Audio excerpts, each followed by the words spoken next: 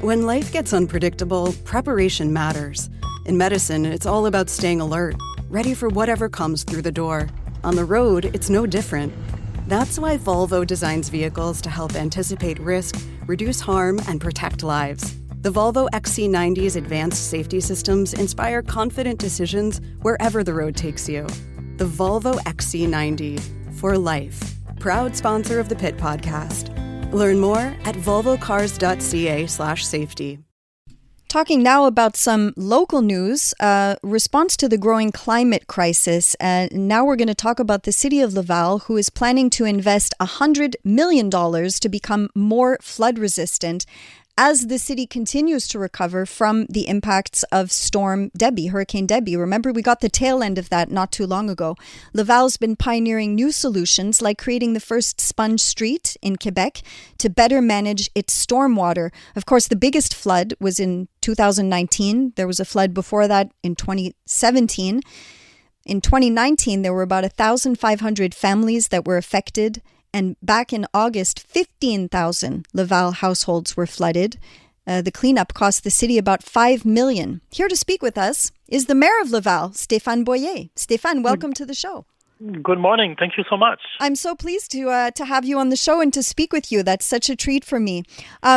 We've heard about sponge parks. Okay, the city of Montreal has talked a lot about sponge parks and how they work to absorb heavy rainfall and to slow the drainage of that rainfall before it hits the sewer system so that the system doesn't become overwhelmed. How do you do that in a street? Exactly. Well, one of the, maybe to explain a little bit more to the people how it works is that when it rains, most of the water on the roofs, but also in the streets, they go in our system, in our network of pipes. And normally we need to filter that water before releasing it to the river. So we have problems with regular rains where we're not able to filter all that water fast enough. So sometimes we have to release unfiltered water in the river, so that's an environmental problem. Mm-hmm. And the other problem is that when we have high rains, just like we've seen this summer, our network becomes so full that even if we open the gates of our filtering station to let all the water go without being filtered, it comes back up in the street because the pipes can't handle all the water. So one of the solutions for us is to make sure that as much water as possible can be drained naturally in the soil. So one of the things we did a few years ago, we asked all our citizens to put their drain coming from the roof to go into their flowers or into their grass instead of going to their car park lot. And that helped us reduce the amount of water that goes into the pipes. But another way of doing it is how can we make new kind of streets where we can absorb the water, drain the water right away underneath the streets instead of putting it in the pipes. So how do you do that then? Technically, how do you do that? Because the street, of course, very slick surface, the water just runs off. And this is a big part of the problem is we hear about it all the time. The more the surface is mineralized, in other words, the more it's paved over, the less absorption a city has. So how do you reduce that? Exactly. So there's two ways, and I'm not the expert in engineering, but there's two ways. One of it is to not have a fully flat and asphalted surface. So if we have holes in the street, this will be able, it will make the water drain through those holes. So now we have a pilot project on a local street in St. Rose that we want to test out. One of the things we want to test is it resistant enough to do it on more streets? Because with the weight of the cars, we don't want the street to be, so that we have to make it every 5 years because it's not strong enough.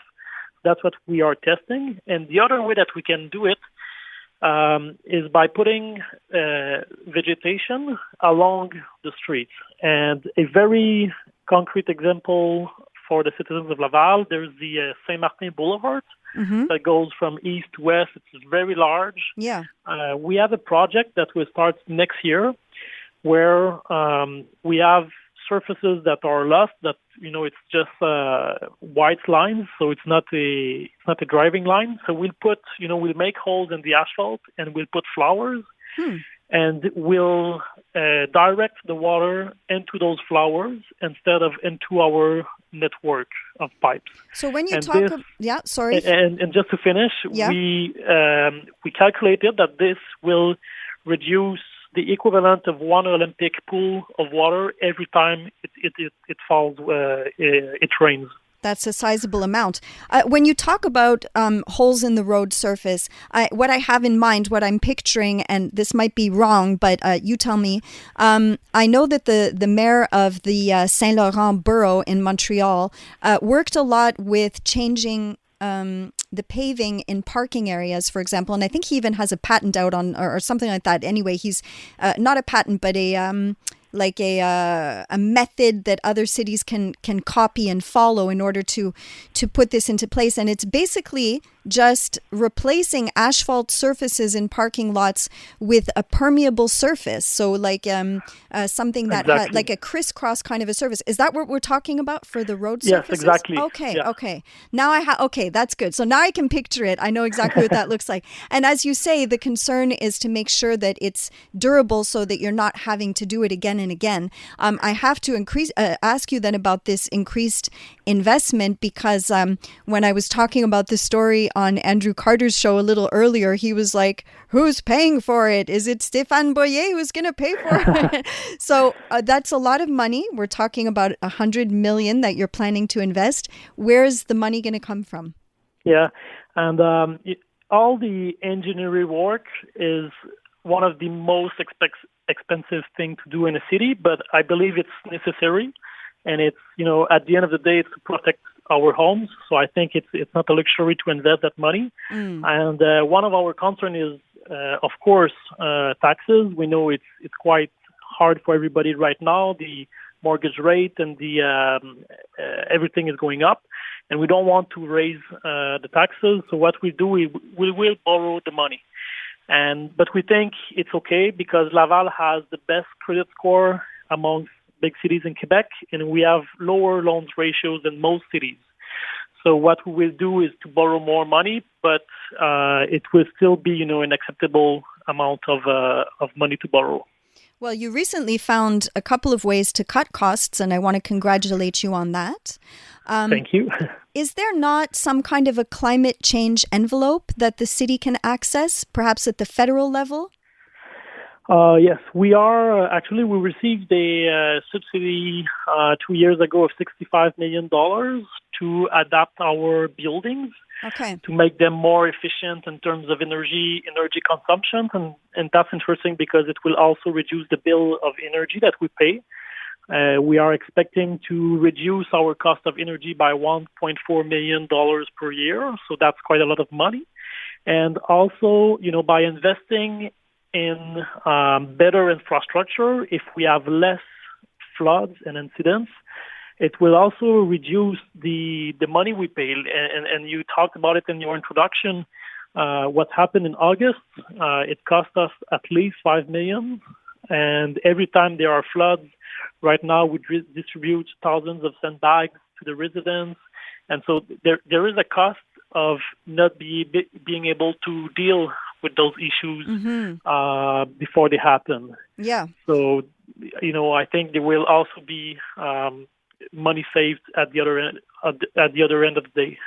I agree. It's the cost of inertia, the cost of not investing in your infrastructure today tends to come back and catch up with us tomorrow, especially in the wake of increasing climate change conditions that are worsening these kinds of storms. Stéphane Boyer, Mayor of Laval, thank you so much for speaking with us today. Thanks so much. It's a pleasure. And at the end of the day, it's to protect our family that we do everything like we do. So thanks for inviting us today.